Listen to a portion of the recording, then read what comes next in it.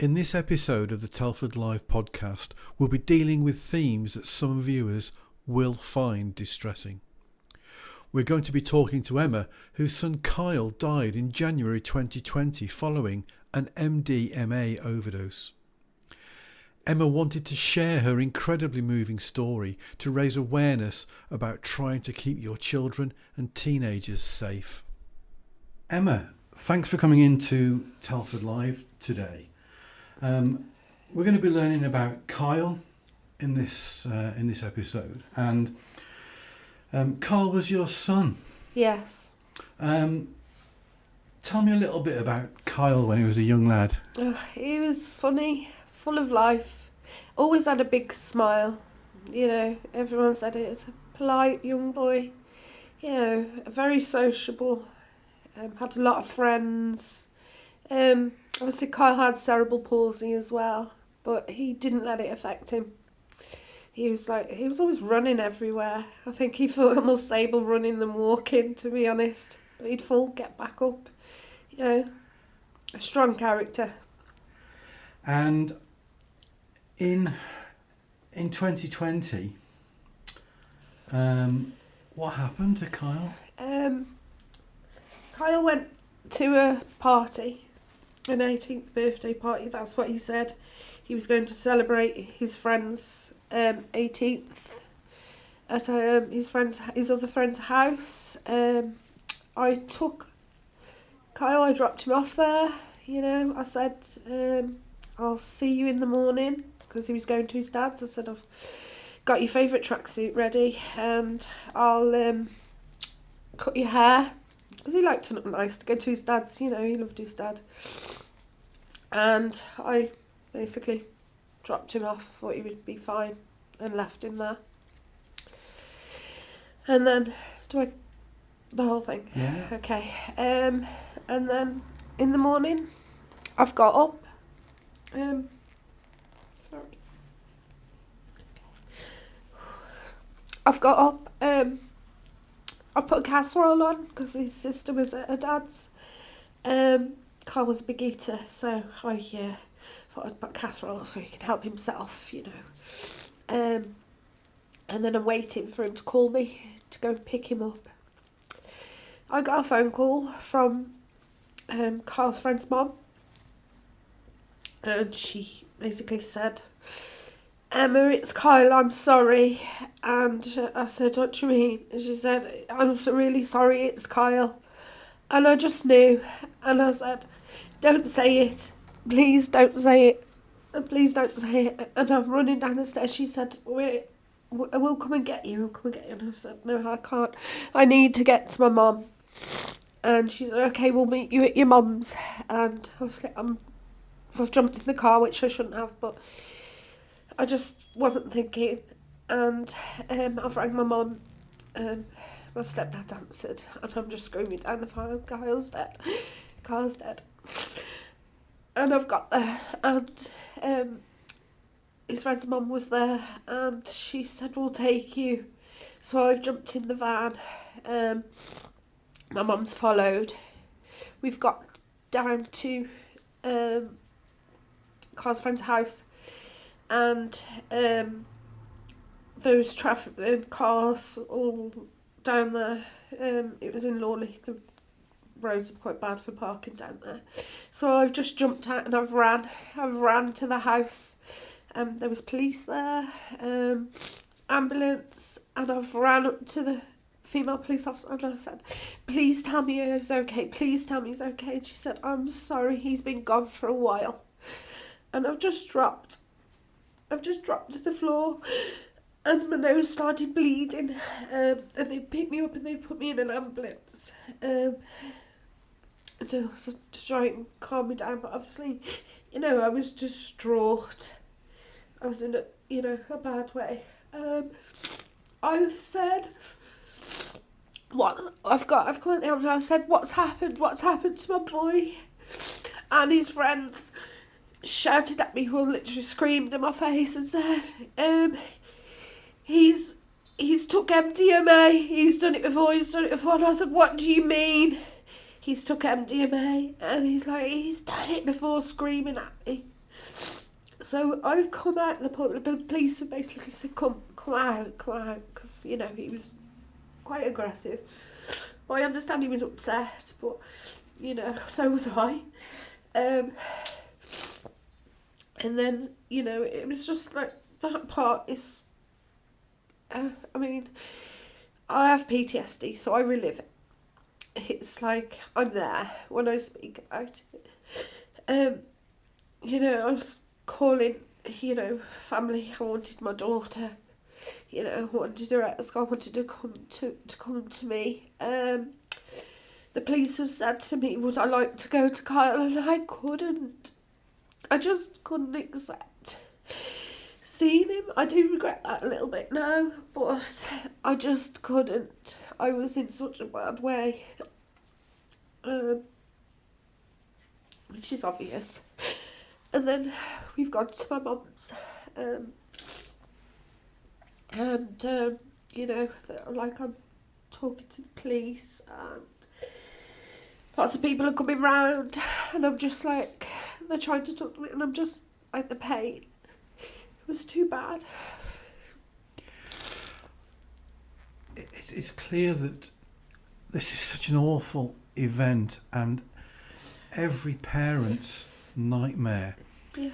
And because this was completely avoidable, the reason that you've come in today is to try and help other parents avoid going through what you've gone through over the past 6 years of pain. Yeah. So let's just go back a little while. So Carl was a boy. He went to the Captain Webb School in Dorley. Yeah. He went to the Phoenix, and he had lots of friends. Yeah, lots of friends, lots and lots, girlfriends, boyfriends, lots of friends. Kyle was everybody's friend. Yeah, I could hear him, like, you know, I could hear him talking to girls at night, you know, reassuring them, you know. It's like I had lots of girls contact me afterwards saying, you know, Kyle was good to me, you know, he'd like stay up with me when I was feeding my baby and talk to me. He was just a good friend, you know, a good wholesome person. And thinking back, were there any signs back then that you could relay to parents today to say, if your children are doing this kind of thing, then you need to dive a bit deeper into what they're getting up to? What kind of things would you say to those parents? Choice of friends. Definitely, choice of friends. What his friends are doing. If you're aware of what his friends are doing, then try and keep them away. You know, Kyle grew up with the friends that he was friends with where he was at the time when it happened. You know, from a very young age, you know, I loved them as well, you know, so I did make allowances because I adored them boys. I've known them all their life. But, you know, was his life worth that risk? You know, that allowance? Definitely not. And it wasn't that Kyle fell into the wrong group. The group was there already, wasn't it? Yes. And it was the other friends that kind of were on a different, you know, heading towards a different path. Yeah. I mean, he had good friends, you know, good friends, really good friends. Hagen, you know, was one of them. It's just that, you know, Kyle wanted to help everyone. He wanted to be there for everyone. You know, and I think he felt like he had to try that a little bit harder because he had cerebral palsy. So, you know, to try and fit in. Kyle just wanted to always fit in. You know, so, yeah. And I loved him, you know, for the way he was. Yeah, sometimes we butt heads, you know. Well, that's normal, isn't it, with all children and adults, you know, parents. I didn't always agree with all the stuff he did, you know, and I'd certainly make sure that he knew that I wasn't happy. But I never ever thought that he would, you know, take MDMA, you know, and anything else, you know. I found out, you know, like he smoked cannabis, and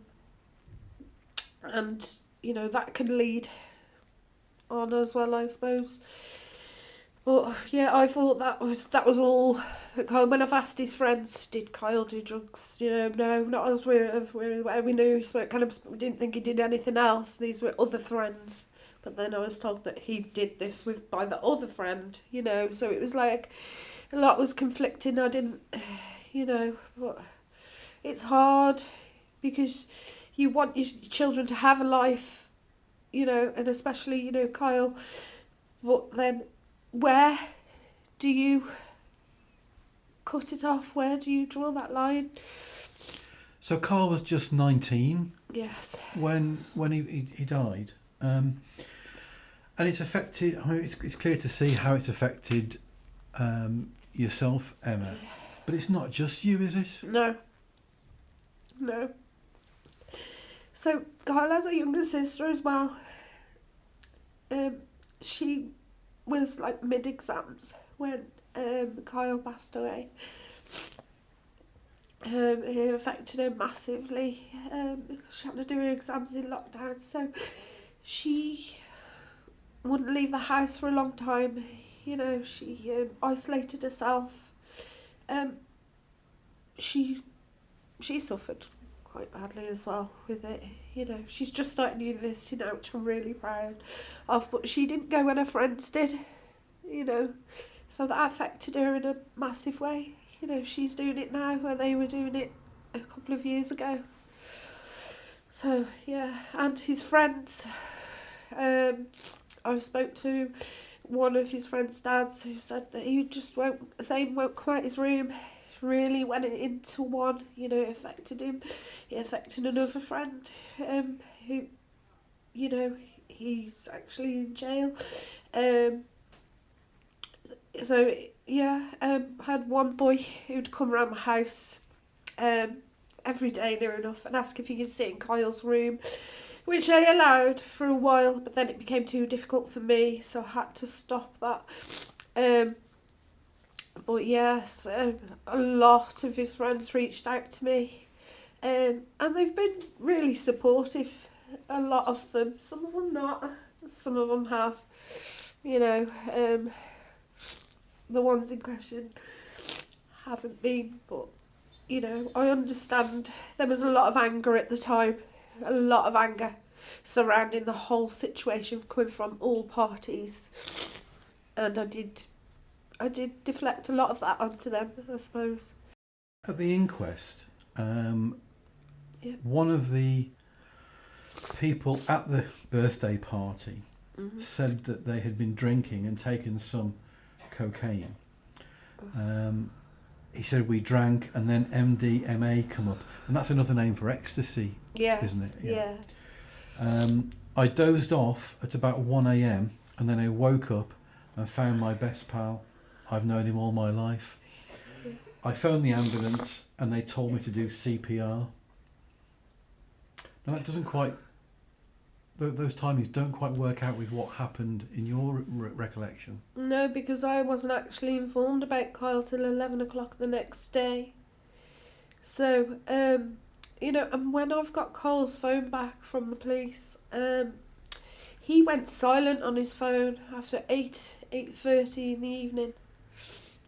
So it was unlike Kyle, stuck to his phone.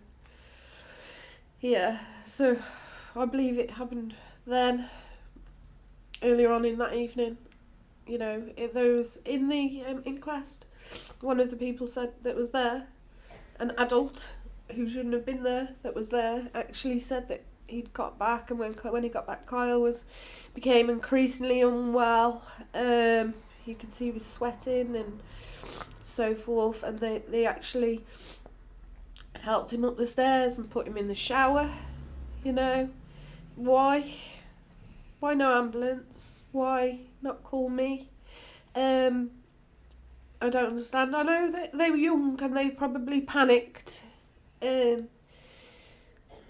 is a message I want to get across as well. Is it really worth panicking? Is it really worth losing your best friend's life for the sake of an ambulance and the police getting involved? It's not. There's plenty of time to either call you Yeah. and say, come and get Kyle. Yeah. He's not very well. Yeah. And you would have been in your car like a shot. Yeah, Get God, down definitely. there, take him back to his casserole. Yeah. Yeah. But no, they didn't. There's a lot that doesn't add up. You know, like why wash his clothes?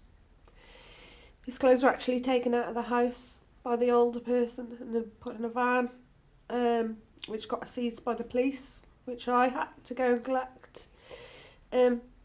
Police didn't help, but a police officer helped me when I got there. That wasn't there for me, but I made him help me. You know, and I said, why washed? I've pulled his clothes out and smelt them and said, why have you washed his clothes? You know, why is his clothes washed? And he said, oh, it's a respect thing.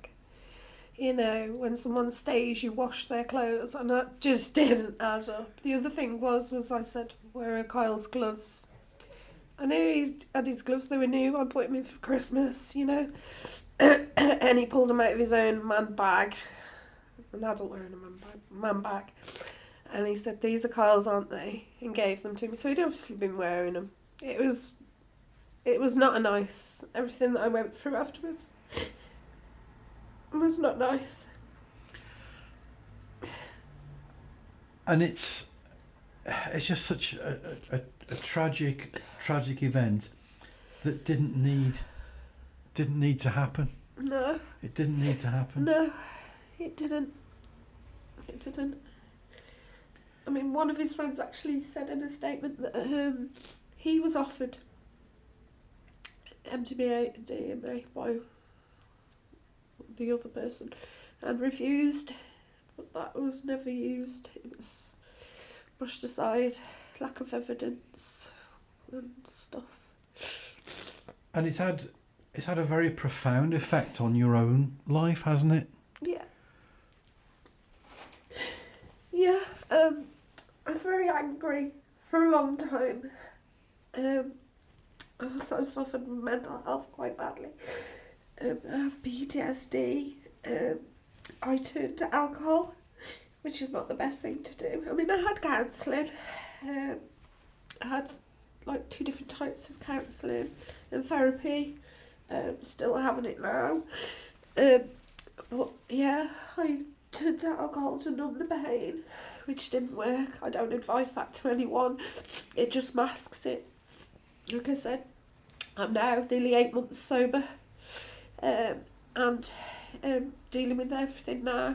I'm a little bit more at peace with myself now, which just took a long time to get to. I mean, I live with a broken heart. Nothing will ever fix that. You just learn to live with it. And I tell myself, like, Kyle's in a better place than we are. Kind of helps a little bit. That's what I like to believe. Some don't believe that, but I like to believe that. And you told me that it's your mission now to just raise awareness. Yeah. And to try and make sure that this doesn't happen to any other family. Yeah. I want to raise it. If I can save one family, one teenager, I'll be happy with that.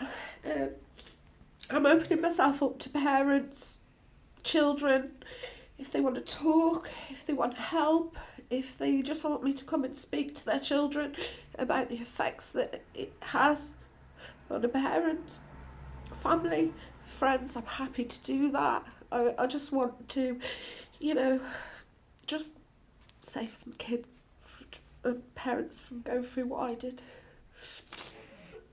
Yeah. Okay. And also, I want to put it out there that if, these teenagers, if they get pushed into taking things and they think they're going to be safe in the environment where they are with their friends, that is not always the case. They were long-term friends. It's not always the case. And this didn't take place in some back street or in some park somewhere. No. It was actually in somebody's house, wasn't it? Yes, and the house that it was in was like a supportive housing. There was supposed to be a support worker staying there from 8 o'clock at night till 8 o'clock in the morning. He wasn't there.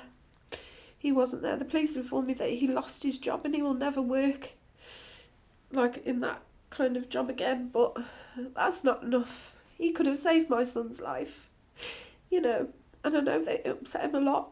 You know, it upset him. I know everybody probably feels a lot of guilt, but no, they should have been doing their job. If he was there, it's very unlikely that all this activity would have taken place. Yeah, instead there was an adult living there that shouldn't have been living there, you know. It was a lot that I found out afterwards. Yeah, some I don't know how true it is, and some I had proof. Yeah, but I think it's absolutely incredibly brave of you thank you. to tell your story. The easiest thing would have been just to close your front door and deal with all this yourself. And coming out and being so public, I think will stop people in their tracks. I think it'll make people think twice about where their kids are going overnight, who their kids are hanging around with. Are they the people that I think my kids should be hanging around with? Yeah. And for parents to trust their instincts. Yes, definitely, 100%. If you think something's out of character or if you don't want them to be where they're going, I mean, it might upset them and they might be angry at you for a long time, but you've got to do it to protect your children. And it's very hard when your kids get to 19 years old to try and tell them who they can and can't hang around with. Definitely. I mean, he tried to move out and I was like, no, you're not moving out yet, you know. Whereas most parents like, yeah, you can't move, but yeah, I was quite protective of Kyle, which makes it a little bit harder as well, yeah. So you can be that parent. Like I said, I was taking him and picking him up and dropping him off. I knew Kyle's routines, you know, yeah. Yeah, okay. All right, well, thanks so much for coming in and telling your story. Thank you. If people are, if people do have concerns or they do want to get in touch, we'll put your contact details in the comments beneath this. Yeah. But thanks very much for coming in and telling your story. It's been a tough listen, and I know it's been tough for you to tell it as well. Yeah. I thought you've told it in a public arena like this before. Yeah. But I think people will be moved by it, and I think it's trying to take something that's such a tragedy and to use it to help other people is admirable. Yeah, like I said, I just if I could save one teenager, one family, then I'd be happy with that. I just want to help now. I want to give back, and help and raise awareness. Yeah. Don't do drugs. They're bad. Yeah.